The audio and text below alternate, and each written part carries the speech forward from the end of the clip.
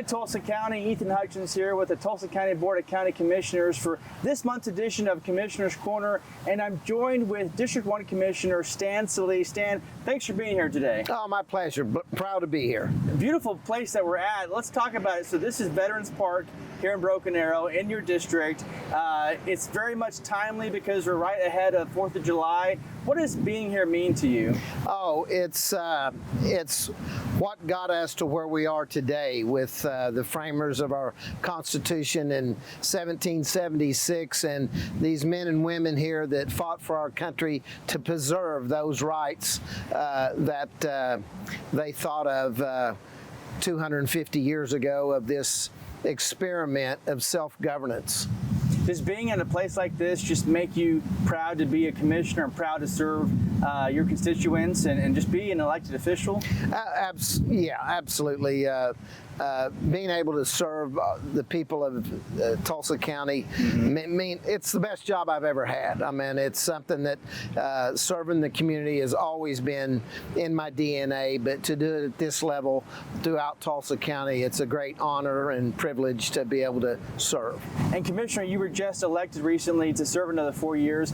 Talk about what that means to be reelected and what your plans are for the next 4 years. Well, it's a great honor, and I appreciate those that supported me to have the confidence of the people to serve them. It's quite an honor and means a lot to me, and excited of all the things that we're looking forward to, continuing improving the roads and bridges and our park systems and all the things that county government does.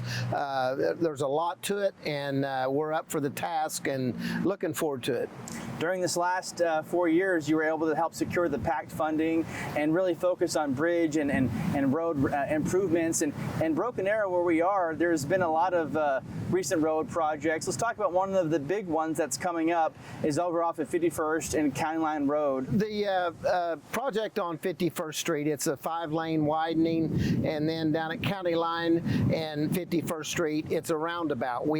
It's a 2-mile program, but this particular part of it is 1 mile from Elm to County Line Road, and with the roundabout as well. So we're looking forward to it. I know the residents are. Hopefully we'll get started later this year, and it's a tremendous improvement for the region. Now moving north in your district to Smelter Hill, another big project that you've been working on with the Cherokee Nation. How has that project been going so far? It's going wonderful. Our crews are doing a lot of the maintenance, the deep patch repairing in preparation for leveling course and then asphalt on top of it. And it's 2 miles of improvement. Some of these roads have been over 40 years before they've had asphalt on them. Patching, yes, but not an overlay. So the residents are very excited, and it's well deserved. It's just not a heavily traveled area, but it's in poor shape and needs improvements. And then finally, over off of North Memorial and Highway 20 near Collinsville, there's another interlocal agreement I believe we're doing as well there. Right. We have a interlocal with the Cherokee Nation, Dora Patowski from Washington County. We're going to be 2 miles of improvement, widening of, it's an old Highway 75, it's North Memorial, but north of Highway 20, there's a 4-mile stretch to 186th Street.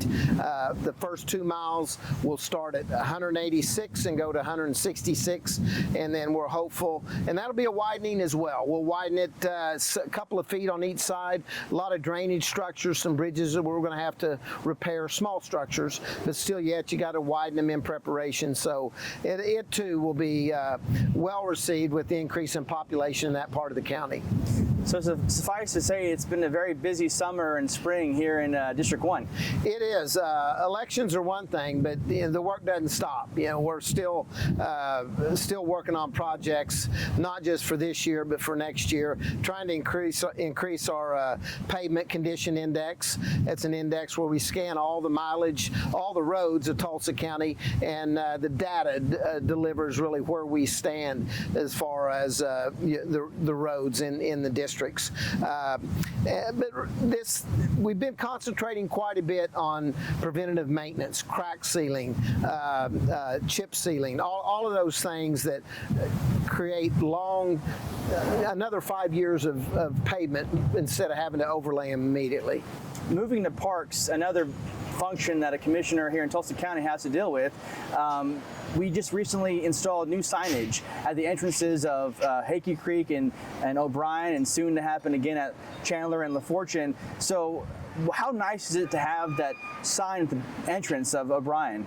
Oh, it's a long time coming. We've had multiple signage at all of our parks and no real consistent image branding, and so we've been working on it for this past year and come up with a design everybody's pleased with, and we were able to have Mr. Frank O'Brien, the county commissioner at the time, that lobbied and fought for virtually to get funding for the North Tulsa Park, and his entire family, or a whole group of probably 25, 30 of his family members were able to share that unveiling with us, and we were very proud to have them, and they were excited to see the improvement. It was neat to see in person, and if for folks who haven't seen what that reunion looked like, please follow us on social media and look for those photos, because it was cool to see all of them around you and around that sign, and paying homage to their great-grandfather. Yeah, to have his legacy continue on.